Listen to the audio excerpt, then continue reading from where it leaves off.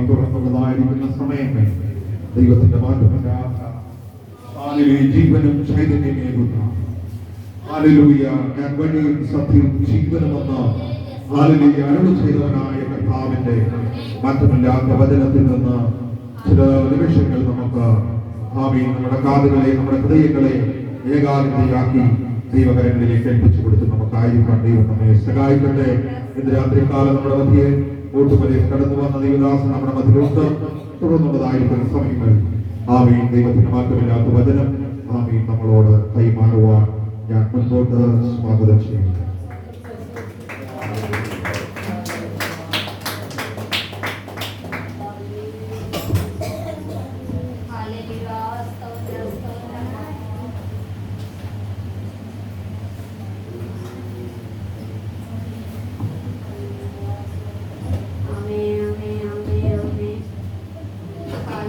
സന്തോഷമുള്ള മക്കൾ ഒരിക്കൽ പോലെ വിശുദ്ധമായി ഒരു നിമിഷം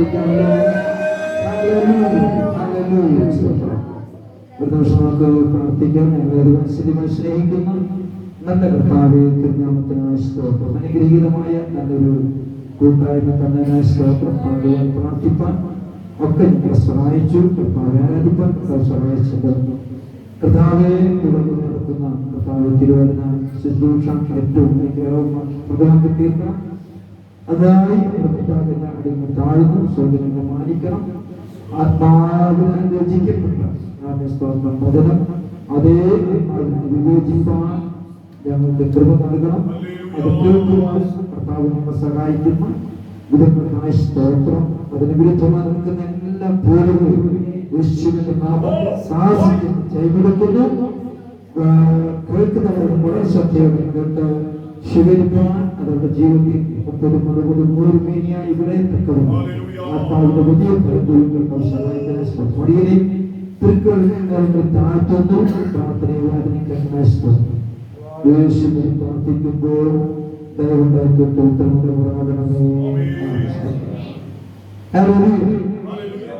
നമുക്ക് തിരുവനന്തപുരം ശ്രദ്ധയിലേക്ക് അതിനായി ലേഖനം എടുക്കാനുള്ള ഒരു വാക്യമാണ് ലേഖനം സ്തോത്രം 2-ാം അധ്യായം അതിന് 10-ാമത് വാക്യം വായിക്കാം. 10-ാമത്തെ വാക്യം അവന്റെ കൈപ്പൊലിയായി സൽപ്രവൃത്തിക്കായിട്ട് ക്രിസ്തയേശുവിൽ സൃഷ്ടിക്കപ്പെട്ടവരാകുന്നു. നാം ഇത് ചെയ്തു പോരേണ്ടതിന് ദൈവം അവ മുന്നൊരുക്കിയിരിക്കുന്നു. എല്ലാവരും കണ്ടല്ലോ. ലേഖനം 2-ാം അധ്യായം അതിന്റെ 10-ാമത്തെ വാക്യം വായിച്ചത് വളരെ അനുഗ്രഹിക്കപ്പെട്ട തിരുവനന്തപുരം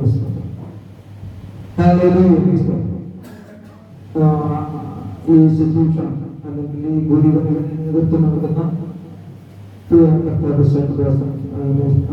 മാസ്റ്റർ കുടുംബം, അതുപോലെ തന്നെ സ്തോത്രം ഇവിടെയുള്ള ശുശ്രൂഷയിൽ പങ്കെടുക്കുന്ന സ്തോത്രം പ്രിയ കടലാകുന്ന പ്രിയ സഹോദരി പ്രിയ അമ്മച്ചി, അതുപോലെ സ്തോത്രം സഹായി കുഞ്ഞുങ്ങൾ, അതുപോലെ സ്തോത്രം മറ്റ് പ്രിയ സഹോദരന്മാരായിട്ടുള്ള പ്രിയപ്പെട്ടവര്, സ്തോത്രം പ്രിയ മാതാവ്, അതുപോലെ തന്നെ പ്രിയ അച്ഛൻ, പ്രയാസം, അതുപോലെ തന്നെ സ്തോത്രം ഈ തൊട്ടടുത്ത് താമസിക്കുന്ന ഈ വീടുകളിലൊക്കെ നമുക്ക് സഹകരിക്കുന്ന പ്രിയ അച്ഛനും കുടുംബവും, വിശേഷാൽ ഞങ്ങളുടെ ദേശക്കാരി സ്തോത്രം ഞങ്ങളുടെ ഏറ്റവും പ്രിയപ്പെട്ട പ്രിയ സ്തോത്രം സഹോദരിക്കും ഈ പ്രദേശത്ത് വിവാഹത്തോടുള്ള ബന്ധത്തിൽ വരുവാനായിട്ട് അങ്ങനെ ഞങ്ങളുടെ ദേശക്കാരിയാണ് പറയുന്നതിലുള്ള സന്തോഷമുണ്ട്. ഇവിടെ ഞങ്ങളുടെ നാട്ടിലുള്ള ഉണ്ടല്ലോ വൈദ്യുതി വിതരണത്തിൽ എല്ലാ പ്രിയപ്പെട്ടവരും കർത്താവായ യേശുവിന്റെ നാമത്തിൽ എന്റെ സ്നേഹം അറിയിക്കുന്നു. ഞാൻ രാത്രി ഈ കൂട്ടായ്മയ്ക്ക് വരാനായിട്ട് യാതൊരു സാധ്യതയും വേണോ വരണമോ വരണ്ടയോ ചിന്തിച്ചത് മറ്റു കാരണമൊന്നുമല്ല. ഞാൻ ഈ ബൈബിൾ സ്റ്റഡിയാണ് അതിന്റെ പരീക്ഷ കാത്തിരിക്കുന്നു. ഒരു 5-ാം തീയതി എക്സാമാണ്. അപ്പൊ അതിന് നല്ല ആൻസർ ചെയ്യണമെങ്കിൽ 1-ാമത്തെ കാര്യം നമുക്കൊന്നും ഇപ്പൊ പഠിച്ചാലൊന്നും നിൽക്കത്തില്ല. കാരണം സ്തോത്രം കുടുംബവും അതിന്റെ ചെലവും കുഞ്ഞുങ്ങളും അതിന്റെ ചെലവും സ്തോത്രം ഇത് വേണ്ട അനവധി വിഷയങ്ങളെ പോലെ നമ്മൾ ദൈനംദിനമുള്ള വിഷയങ്ങളുമായിട്ട് ബന്ധപ്പെട്ട് നിൽക്കുന്നത് കൊണ്ട് സാമ്പത്തിക പരമായ കാര്യാദികളും മറ്റ് കാര്യാദികളും തന്നെ സഭാ സംബന്ധമായ പ്രവർത്തനങ്ങളും ഒക്കെ ആയിട്ട് നിൽക്കുന്നത് കൊണ്ട് സ്തോത്രം പഠിച്ചാലൊന്നും നിൽക്കത്തില്ല. പിന്നെ ചിന്തിക്കുന്നത് പരീക്ഷയുടെ തലേ ദിവസം നോക്കാം. അപ്പൊ പ്രത്യേകം പറഞ്ഞിട്ടുണ്ട് അന്നേരം നിങ്ങൾ പഠിച്ചിട്ട് നടക്കത്തൊന്നുമില്ല. അതുകൊണ്ട് കിട്ടുന്ന സമയം പഠിച്ചോളെന്നൊക്കെ പറഞ്ഞിട്ടുണ്ട്. അങ്ങനെ പകല് ഒത്തിരി ജോലികളൊക്കെ വീട്ടിൽ പഠനം ആൾക്ക് ചെയ്ത് വൈകുന്നേരം വന്നതുകൊണ്ട് ഞാൻ പിന്നെ എങ്ങനെയാ ചിന്തിച്ചോണ്ടിരുന്നാലും സ്തോത്രം ഞാൻ സദ്യയായിട്ട് തീരുമാനിച്ചു ഞാൻ കൊണ്ടാണ് തീരുമാനിച്ചു. അപ്പൊ 12 മണിക്കൂർ വന്നിരിക്കുന്നത് ഏറ്റവും അനുഗ്രഹവും സന്തോഷമാണ് എന്ന് പഠിപ്പിക്കുന്ന ആളാണ്. അപ്പോ അന്നേരം ഒരിക്കൽ ഒട്ടും മാറിയിരിക്കാൻ അവസരമില്ല. ആ സമയം ഇപ്പോൾ ഇങ്ങനെ ഇരിക്കുന്ന സമയം മറ്റൊരു സമയം കണ്ടെത്തി ആ കാര്യങ്ങൾ ഒക്കെ ചെയ്യാമെന്ന് താല്പര്യപ്പെട്ടാണ് ഞാൻ വരാൻ താല്പര്യപ്പെട്ടത്. അതുകൊണ്ട് തന്നെ ഇന്ന് വന്ന് സംസാരിക്കുവാനോ ഒട്ടും അങ്ങനെ ഒരു താല്പര്യം ചിന്തിച്ചില്ല. ആരെങ്കിലും വരുന്നെങ്കിൽ വചനം കേൾക്കാം. കഴിഞ്ഞ ആഴ്ചയിൽ വളരെ അനുഗ്രഹിക്കപ്പെട്ട ദൈവം സംസാരിച്ചു. എനിക്ക് ഭയങ്കര ഇഷ്ടപ്പെട്ടു. ശാന്തമായി ദൈവത്തിന്റെ സംസാരിച്ച ഹൃദയത്തിൽ ദൂരങ്ങളായി ആലോചനകളായിട്ടൊക്കെ പുസ്തകങ്ങളൊക്കെ വളരെ വ്യക്തമായി സംസാരിക്കുന്ന പ്രിയകർത്താസിനെ സഹായിച്ചു. അങ്ങനെ മറ്റുള്ളവരിൽ നിന്ന് കേട്ട് സ്തോത്രം നമ്മുടെ ജീവിതത്തിൽ സ്തോത്രം ദൈവം തരുന്ന വചന ചിന്തയിലും കൂടെ തരുന്ന ആലോചനകൾ നാം സ്വീകരിച്ച് നമ്മുടെ ജീവിതത്തിലുള്ളതായ പൗലോസ് വളരെ ദിവസേന മനസ്സിലാക്കപ്പെടുന്നു എന്ന് സ്തോത്രം പൗലോസ് പറയുന്നത് പോലെ തന്നെ നമ്മൾ കേൾക്കുന്ന സ്തോത്രം വചനങ്ങൾ ഞാൻ ഒത്തിരി ജോലികൾക്ക് വേണ്ടി ചെയ്യേണ്ടതാണ്. അന്നേരം ഫോണിൽ കൂടെ ഏർപ്പാടുടെ പ്രസംഗം കേട്ട് ഇങ്ങനെ ജോലികളൊക്കെ ചെയ്യുന്നത്. ആ കേൾക്കുമ്പോഴൊക്കെ നമ്മുടെ ജീവിതത്തിൽ ഒത്തിരി തീരുമാനങ്ങളും എപ്പോഴും പ്രസംഗിച്ച പ്രസംഗമൊക്കെ ആയിരിക്കാം. പക്ഷെ നമ്മളെ ലൈവിൽ കേൾക്കാൻ പറ്റിയില്ല. പക്ഷെ കേൾക്കാനുള്ള മാധ്യമത്വം ഉണ്ട് ഇഷ്ടം. അപ്പൊ അങ്ങനെ അവസരം ലഭിച്ചപ്പോൾ ഞാനത് കേട്ടപ്പോൾ എന്റെ ജീവിതത്തിൽ ഒത്തിരി കാര്യങ്ങൾ മനസ്സിലാക്കാനും ചിന്തിക്കാനും പഠിക്കാനൊക്കെ കഴിഞ്ഞു. അങ്ങനെ ഓരോ കൂടിവരവിലും നമുക്ക് കേൾക്കുന്ന മറ്റുള്ളവരിൽ നിന്ന് കേൾക്കുന്ന ആലോചനകൾ ദൈവിക ചിന്തകളൊക്കെ നമുക്ക് ഉപകാരപ്രദമാക്കി. അങ്ങനെയുള്ള ഒരു അനുഭവത്തിൽ ആയിരിക്കുന്നുവെങ്കിൽ സന്തോഷത്തോടെ സ്വീകരിക്കുന്ന വിചാരിച്ചാണ് ഞാൻ കടന്നു വന്നത്. എങ്കിലും മറ്റ് ശുശ്രൂഷയ്ക്കായി തന്നെ ക്ഷണിച്ചു. ദൈവം അനുഗ്രഹിക്കട്ടെ, സഹായിക്കട്ടെ. നടക്കുന്നത് ആത്മീക ശുശ്രൂഷ വളരെ അറിഞ്ഞിരിക്കുന്ന ഒരു കാര്യമാണ്. എനിക്ക് ഉപദേശത്തിനാണ് കൂടുതൽ ഇഷ്ടം. സ്തോത്രം. ഉപദേശമൊക്കെ അതിനകത്ത് പ്രവചനമില്ലാതെയില്ല, അതിനകത്ത് തോന്നുകളില്ലാതെയില്ല, അതിനകത്ത് ആലോചനയില്ലാതില്ല, അതിനകത്ത് വെളിപ്പാടുകളില്ലാതെയില്ല. പക്ഷേ എന്റെ അടിസ്ഥാനപരമായ ശുശ്രൂഷയുടെ ഒരു നിലവാരം എന്ന് പറയുന്നത്, അല്ലെങ്കിൽ അതിന് ഊന്നൽ കൊടുക്കുന്നത് ഉപദേശത്തിന്. ആ ഉപദേശം പറഞ്ഞു വരുമ്പോൾ എന്താണ് ഉപദേശത്തിന്റെ പ്രത്യേകത ചോദിച്ചാൽ ഇവിടെ നമ്മൾ പാടുകയും പ്രാർത്ഥിക്കുകയും ആരാധിക്കുകയും ഒക്കെ ചെയ്തിട്ട് നിത്യത നഷ്ടപ്പെട്ടു പോകുന്ന ഉപദേശം. അപ്പോൾ നിത്യത നഷ്ടപ്പെട്ടു പോകാതിരിക്കണമെങ്കിൽ ശക്തമായ ഉപദേശം ആവശ്യമാണ്. അല്ലെ? ആ വിവാഹം കഴിച്ചിരിക്കുന്ന സ്തോത്രം മകളോട് അമ്മ പറഞ്ഞു വിടാറുണ്ട്. കേട്ടിട്ടുണ്ടല്ലോ ഇവിടുത്തെ നിന്റെ സ്തോത്രം മടി കാണിക്കുന്ന സ്വഭാവവും എന്തെങ്കിലുമൊക്കെ പറഞ്ഞാൽ അനുസരിക്കാത്ത സ്വഭാവങ്ങളൊന്നും നീ എടുക്കരുത്. അവിടെ പോയിട്ട് അവിടെ ചെന്ന് നിനക്കത് ഭാവി ജീവിതത്തിൽ ദോഷം ചെയ്യും. അവിടെ ഉപദേശം കൊടുക്കാം. 10-21 വയസ്സ് വരെ, 22 അല്ലെങ്കിൽ 25 വയസ്സ് വരെ, അമ്മയുടെ അടുക്കുന്ന 23 വയസ്സ് വരെ ഒക്കെ നിന്ന് നമ്മുടെ കുഞ്ഞിനോട് പറഞ്ഞു കൊടുക്കുന്ന ഉപദേശമാണ്. എന്താ അർത്ഥം അറിയാം? നല്ലൊരു കുടുംബജീവിതം നയിക്കണമെങ്കിൽ ഈ മാതാവിന്റെ ഉപദേശം ആവശ്യമാണ്. സ്തോത്രം. അങ്ങനെയാണെങ്കിൽ സ്തോത്രം മനുഷ്യനെ കുറിച്ചുള്ള ദൈവത്തിന്റെ ഉപദേശം കൊണ്ടുപോയ മനുഷ്യനെ ഉദ്ധരിക്കുവാൻ കർത്താവായ യേശുക്രിസ്തുവിൽ കൂടെ ഉപദേശം ഇവിടെ സ്തോത്രം ആവിഷ്കരിച്ചപ്പോൾ പരിശുദ്ധാത്മാവിന് അബദ്ധം പറ്റിയതല്ല. അതുകൊണ്ട് തന്നെ ശ്രദ്ധിക്കണം. സമയമാകുമ്പോൾ വേഗത്തിൽ നിർത്താം. ഏതെങ്കിലും മതത്തിലേക്ക് അർത്ഥപ്പെട്ട് പ്രവേശിക്കുകയും ചെയ്യും. അപ്പോ സ്തോത്രം ഉപദേശത്തിന് വലിയ പ്രാധാന്യമുണ്ട്. യേശു കർത്താവ് ഉപദേശിക്കാനാണ് വന്നത്, അല്ലെ?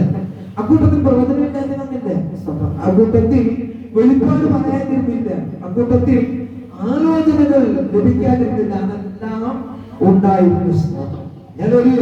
അപ്പോൾ ഇവിടെ നടക്കുന്ന ഈ കൂടിവരവിൽ ഇവിടെ കേൾപ്പിക്കുന്ന തിരുവചനം സ്തോത്രം നമ്മുടെ ജീവിതത്തിൽ ഓരോ ദിവസവും ആത്മാവിൽ പ്രയോജനം ചെയ്യുന്ന തലത്തിൽ മേൽക്കുമേൽ നാം സ്വയം എത്തിക്കൊള്ളണം.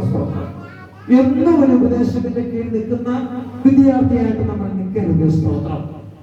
നമുക്ക് മറ്റുള്ളവരെ ഉപദേശിക്കത്തക്കവണ്ണം ഉള്ള ഒരു ആത്മീക അന്തരീക്ഷം നമ്മൾ സൃഷ്ടിക്കണം. അത് നമ്മുടെ പ്രാർത്ഥനയിലും കൂടി വചന പഠനത്തിലും കൂടി നമ്മുടെ സ്വയമായ ആത്മീക അധ്വാനത്തിലും കൂടെ ഉണ്ടാകണം. സ്തോത്രം. വളരെ ശ്രദ്ധിക്കേണ്ട കാര്യമാണ്.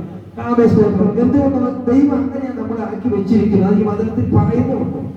അതുകൊണ്ട് സ്തോത്രം, നമുക്ക് ഇത് ഞാൻ പറയാം, ഇതും ഒരു ആത്മീക ശുശ്രൂഷയാണ് നടക്കുന്നത് എന്ന് പറഞ്ഞാൽ ആത്മാവിനെ നിത്യത്തിലേക്ക് കൊണ്ടുപോകുന്ന സ്തോത്രം പാട്ടിൽ കൂടെയോ പ്രാർത്ഥനയിൽ കൂടെയോ സ്തോത്രം ഉപദേശത്തിൽ കൂടെയോ ശുശ്രൂഷയിൽ കൂടെയോ ഒക്കെ ശുശ്രൂഷിച്ച് നിത്യത്തിലെത്തിക്കാനുള്ള ഒരു ശുശ്രൂഷയാണ് ഇവിടെ നടക്കുന്നത്. അതുകൊണ്ട് തന്നെ നമ്മുടെ പാട്ടിന് നമ്മൾ ശ്രദ്ധിക്കണം. അതുകൊണ്ട് തന്നെ ഭരണ ശുശ്രൂഷ നമ്മൾ ശ്രദ്ധിക്കണം. അതുകൊണ്ട് തന്നെ ആരാധനയെ നമ്മൾ സ്തോത്രം ശ്രദ്ധിക്കണം. ഇതെല്ലാം ആത്മാവിന് പ്രയോജനം ചെയ്യുന്ന തലത്തിലാണോ എന്ന് നാം ശ്രദ്ധിക്കണം. എന്താ ഭാഷ അങ്ങനെ പറയാൻ കാര്യം? സ്തോത്രം. നമുക്കറിയാലോ, ഒരു പാട്ട് പാടുമ്പോ സ്തോത്രം നമ്മൾ പാടാറുണ്ട്. നമ്മളൊക്കെ പിച്ച് പാടാറുണ്ട്, നമ്മളൊക്കെ താളം തെറ്റാറുണ്ട്, ഋതം തെറ്റാറുണ്ട്. സ്തോത്രം. അങ്ങനെ വന്നാൽ ആ പാട്ടിന്റെ സുഖം ഉണ്ടാകത്തില്ല. ഒരു പാട്ട് പോലും പാടുമ്പോൾ സുഖകരമായ ഒരു അന്തരീക്ഷം ഉണ്ടാകണമെങ്കിൽ നിങ്ങൾ പാട്ട് പഠിക്കുകയും പഠിപ്പിക്കുകയും ചെയ്യുന്ന ആളുമായിട്ട് നമ്മൾ പഠിക്കണം. സ്തോത്രം. അന്നേരമാണ് ഒരു പാട്ടുണ്ടാകുക, അതിനകത്ത് ശ്രുതിമധുരമായ സംഗീതം ഉണ്ടാകുക, അത് മനുഷ്യനെ ആനന്ദത്തിലേക്ക് കൊണ്ടുപോകുന്നത്. ഇതിനകത്ത് പിന്നിൽ ഒരു വലിയ കഠിനാധ്വാനം കൊണ്ട് നമ്മെ സന്തോഷിപ്പിക്കാനുണ്ടെങ്കിൽ, സന്തോഷിപ്പിക്കുവാൻ അങ്ങനെ കഠിനാധ്വാനം ഉണ്ടെങ്കിൽ ശ്രദ്ധിക്കണം. സ്തോത്രം. നമ്മുടെ ആത്മാവിനെ നിത്യത്തിലെത്തിക്കുവാൻ ദൈവത്തിന്റെ ആത്മാവ് തന്നിരിക്കുന്ന ശുശ്രൂഷ എത്ര നന്നായി ചെയ്യണമെന്നാണ് ഞാൻ പങ്കിടുന്ന ആശയം. സ്തോത്രം. അപ്പൊ ഒരു പാട്ട് എഴുതുമ്പോൾ തന്നെ, ഒരു പാട്ട് പാടുമ്പോൾ തന്നെ അതിനകത്ത് ഞാൻ കഴിഞ്ഞ ദിവസം പാട്ട് എഴുതി. പാട്ട് വരികൾ എങ്ങനെയാണ്? സ്തോത്രം. ലോകമാവത്തി വീരാലയെന്നെ നീ കാക്കണം നാദാനി പൊൻകരത്താ. ലോകമാവത്തി വീരാലയെന്നെ നീ കാക്കണം നാദാനി പൊൻകരത്താ. നിമ്മജനം എന്റെ ഹൃദയത്തിൽ നൽകിയ എത്തിടും നിശ്ചയം നിൻകൃപത്തിൽ. നിമ്മജനം എന്റെ ഹൃദയത്തിൽ നൽകിയ എത്തിടും നിശ്ചയം നിൻകൃപത്തിൽ. അമ്മയെക്കാളും അപ്പനെക്കാളും സ്നേഹിപ്പാൻ യോഗ്യൻ യേശു മാത്രം. ഉറ്റവപ്പോഴും അകന്നു പോയപ്പോഴാതെ നിന്നതു നീ മാത്രമേ. ഉറ്റവപ്പോഴും അകന്നു പോയപ്പോൾ അകലാതെ നിന്നതു നീ മാത്രമേ.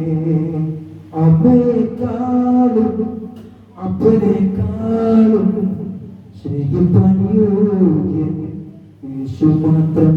എന്റെ യേശു മാത്രം, എന്റെ യേശു മാത്രം. ഞാനെന്റെ പാട്ട്, എന്റെ ട്യൂണ്.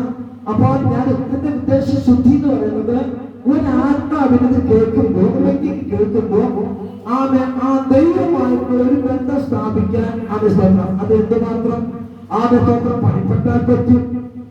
ദൈവാത്മാ തന്ന ദാനമല്ലേ. അത് എങ്ങനെയെങ്കിലും പാടി തീർക്കാൻ പറ്റുന്ന പാട്ടുകളാണോ? അല്ല, ആത്മീക ശുശ്രൂഷ. അതുകൊണ്ട് അതിന് നിലവാരം പുറത്ത് തന്നെ പോകണം. ഞാൻ പറഞ്ഞു ദൈവവചനത്തിന്റെ ആധികാരികത ഇത് തന്നെയാണ്. അപ്പൊ ആ ശ്രദ്ധയോടുകൂടി വചനം ശ്രമിച്ചാലേ നമുക്ക് സന്തോഷിക്കാൻ പറ്റത്തുള്ളൂ. അതുകൊണ്ട് ഞാൻ അത്രയും പറഞ്ഞു വന്നത് അറിയാത്തൊരു കാര്യമല്ല. ഞാൻ ഓർമ്മിപ്പിച്ചത് തീർച്ചയായിട്ടും ഒരിക്കൽ കൂടെ പറഞ്ഞത് മാത്രമേ ഉള്ളൂ. വായിക്കാമല്ലോ ആ വാക്യം? ഒന്നുകൂടെ വായിക്കാം. നാം അവന്റെ കൈപ്പണിയായി സൽപ്രവൃത്തികൾക്കായിട്ട് ക്രിസ്തുയേശുവിൽ സൃഷ്ടിക്കപ്പെട്ടവരാകുന്നു. നാം ചെയ്തു പോകേണ്ടതിന് അവൻ ദൈവം മുന്നമേ നമ്മെ ഒരുക്കിയിരിക്കുന്നു. സ്തോത്രം. എന്തിനായിട്ടാണ്? സൽപ്രവൃത്തി ചെയ്യാനായിട്ട്. സ്തോത്രം. ദൈവം നമ്മെ ഒരുക്കിയിരിക്കുന്നു. സ്തോത്രം. ഈ ചോദ്യം പരിശുദ്ധാത്മാവ് നമ്മളോട് ചോദിച്ചാൽ സൽപ്രവർത്തനം ചെയ്തിട്ടുണ്ട്. ഇല്ലെങ്കിൽ ആത്മാവിനോട് ദൈവത്തിന്റെ ആത്മാവുമായുള്ള ബന്ധത്തിൽ സ്തോത്രം പരാജയം. അപ്പൊ സൽപ്രവൃത്തി അതിനായിട്ടാണ് ദൈവം നമ്മെ ആക്കിയിരിക്കുന്നത്. എല്ലാവർക്കും സൽപ്രവൃത്തി ചെയ്യാൻ പറ്റുമോ എന്ന് ചോദിച്ചാൽ അവനവരുടെ പ്രാപ്തിക്കനുസരിച്ച് അത് സൽപ്രവൃത്തി ചെയ്യണം. ചെയ്യാൻ പറ്റിയില്ലെങ്കിൽ ചെയ്യാനായിട്ടുള്ള ഉത്സാഹം കാണിക്കണം. അതെ, അതിനായിട്ട് ആഗ്രഹിക്കണം. അതിനായി എന്തിനാണ് ഇത് കർത്താവ് തന്നിരിക്കുന്ന ഒരു എക്സ്പീരിയൻസ്. എന്താ എക്സ്പീരിയൻസ്? ദൈവരാജ്യത്തിൽ പോകുക. ദൈവത്തിന്റെ ആത്മാവ് അത് നമുക്ക് തന്നിരിക്കുന്ന ശുശ്രൂഷയുടെ ഭാഗമാണ് അത് സൽപ്രവൃത്തി ചെയ്യുക. അതിന് പകരം സൽപ്രവൃത്തി ചെയ്യുന്നതിന് പകരം അവരെ നോക്കി, ഇവനെ നോക്കി, എന്നെ നോക്കി, ഞാൻ മറ്റുള്ളവരെ നോക്കി അപവാദം പറഞ്ഞാൽ പരിശുദ്ധാത്മാവ് ദുഃഖിക്കുന്നു എന്നുള്ള തിരിച്ചറിവ് നമുക്കുണ്ടാകും. ഈ കാര്യം ആർക്കറിയത്തില്ല? ഈ കാര്യം ആർക്കറിയത്തില്ല. ഒരു പക്ഷെ എനിക്ക് തോന്നുന്നത് മോദിജിക്ക് അറിയണമെന്നില്ല. കാരണം ദൈവത്തിന്റെ ആത്മാവ് തന്നിരിക്കുന്ന ശുശ്രൂഷ. അപ്പൊ അങ്ങനെയാണെങ്കിൽ ഇത് പറയുന്നതിന് മുമ്പ് ചില കാര്യങ്ങളൊക്കെ അറിയണം. ഒത്തിരി വായിക്കാനുണ്ട്. എങ്കിലും അതിന്റെ ബൗച്ചറി പ്രസ് വായിച്ച് പഠിപ്പിക്കുന്നവർ പഠിപ്പിച്ചു എന്തെങ്കിലും കാര്യങ്ങൾ മനസ്സിലാക്കുള്ളൂ. സ്വാതന്ത്ര്യം അല്ലേ? ശ്രദ്ധിച്ച് ആ രണ്ടാമത്തെ വായിച്ചു നോക്കിയ രണ്ടാമത്തെ ഒന്ന് വായിച്ചു. അതിക്രമങ്ങളാലും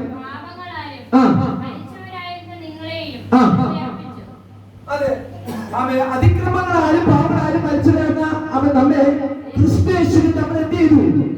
അവൻ ഉയർപ്പിച്ചു. അതോ ഇപ്പോൾ നമ്മൾ ചില കാര്യം ശ്രദ്ധിച്ചേ. അവൻ അങ്ങനെ അല്ലയോ വാക്യം? അങ്ങനെയാണോ? ഒന്ന് വായിച്ചു പ്ലീസ്. ആ വാക്യം വായിച്ചേ. ഇപ്പൊ പറഞ്ഞത് രണ്ടാമത്തെ വായിക്കാം. വായിക്കാം. ഇവിടെ സന്തോഷമില്ലയോ? വായിക്കോളെ. വായിച്ചേ. വായിക്കാം. അതിക്രമമാണ്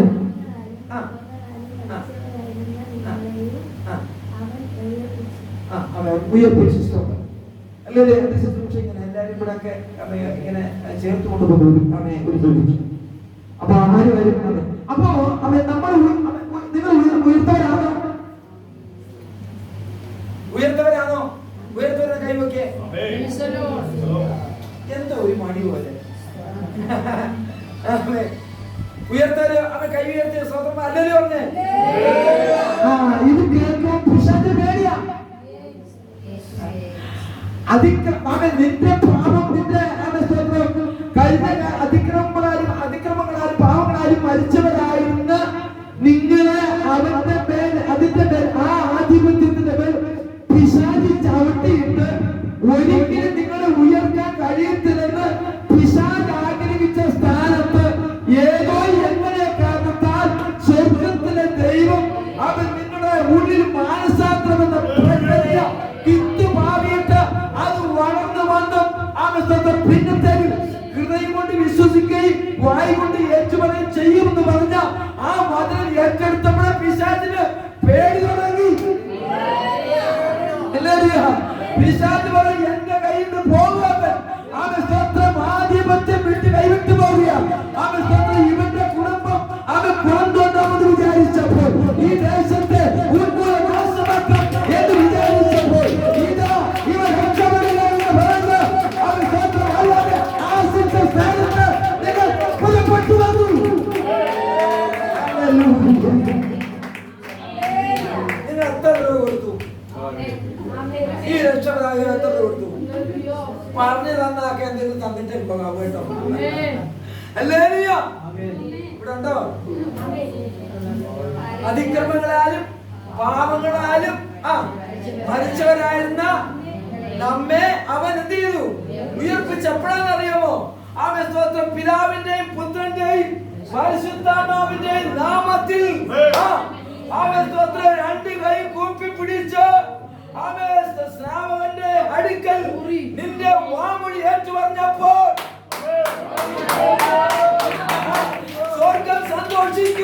ഇവിടെ പിശാചിന്റെ കാലാടിയ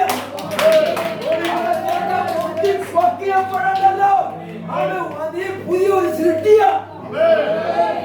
പിന്നെ എന്തിനാ സംശയം? ഈ സൃഷ്ടിയാണ് പിശാചിനെ നോക്കി പറയേണ്ടത്. പോ പിശാച് പറയാം. ഇത് അറിയാൻ ഇപ്പോഴും വരുന്നത് പിശാച് വരുന്നത് ഉപ്പഴ കാണുന്നു.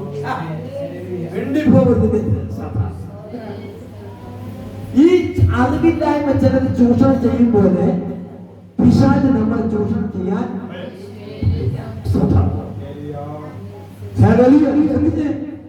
ആ വാക്യങ്ങൾ എങ്ങനെ വായിച്ചു വരുമ്പോ ഇവിടെ 10ാമത്തെ വാക്യത്തിൽ ഇങ്ങനെ അതൊക്കെ തുടർന്ന് വായിച്ചിങ്ങനെ സാധനം മനസ്സിലാക്കുന്നു. അതിനോട് ഗൗരവം. എന്നിട്ടാ പറയുന്നത്. എന്നിട്ട് പറയാണ് അതിന്റെ 1 വായിച്ചു തുടങ്ങുന്നത് 7ാമത്തെ വാക്യം വായിച്ച് നിങ്ങൾ 7ാമത്തെ വാക്യം വായിച്ചു. ക്രിസ്തു അവനോട് കൂടെ ഉയർത്തെഴുന്നേൽപ്പിച്ചു. ക്രിസ്തുയേശുവിൽ അവനോട് കൂടെ ഉയർത്തെഴുന്നേൽപ്പിച്ചു.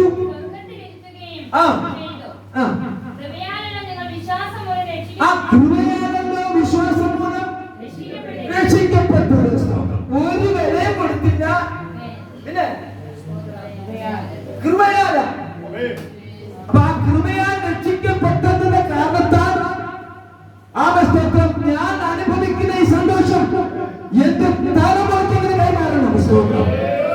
മറ്റാർക്കും പഠിക്കേണ്ട ലോകത്തേക്കാൾ വിലയുള്ള ആത്മാവ്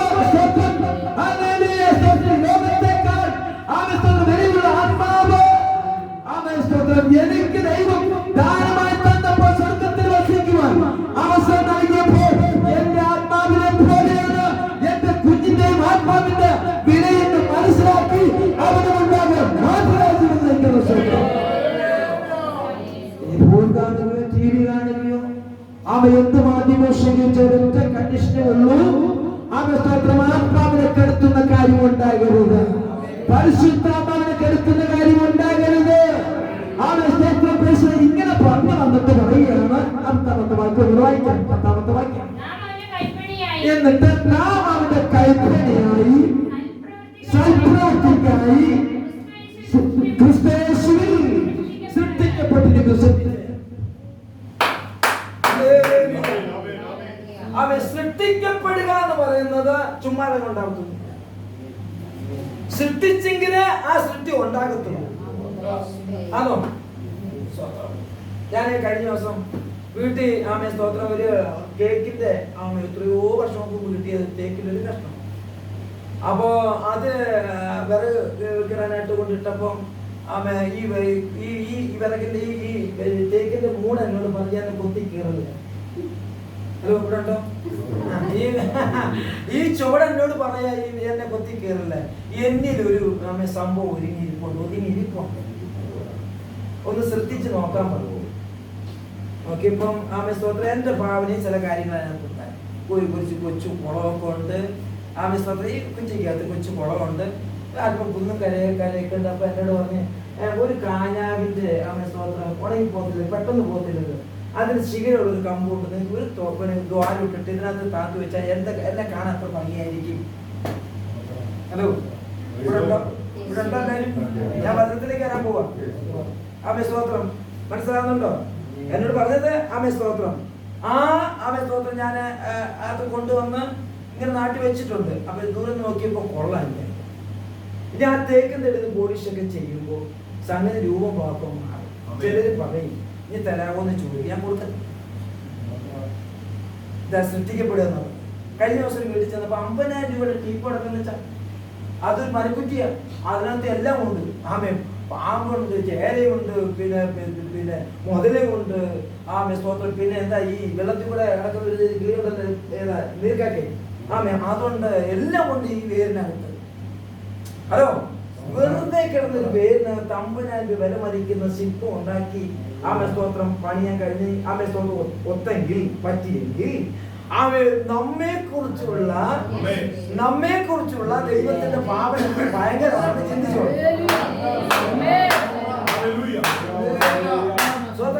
ആൾക്കാര് കണ്ട വലിയ വിലയൊന്നും മതിക്കത്തില്ലെന്ന് നമ്മള്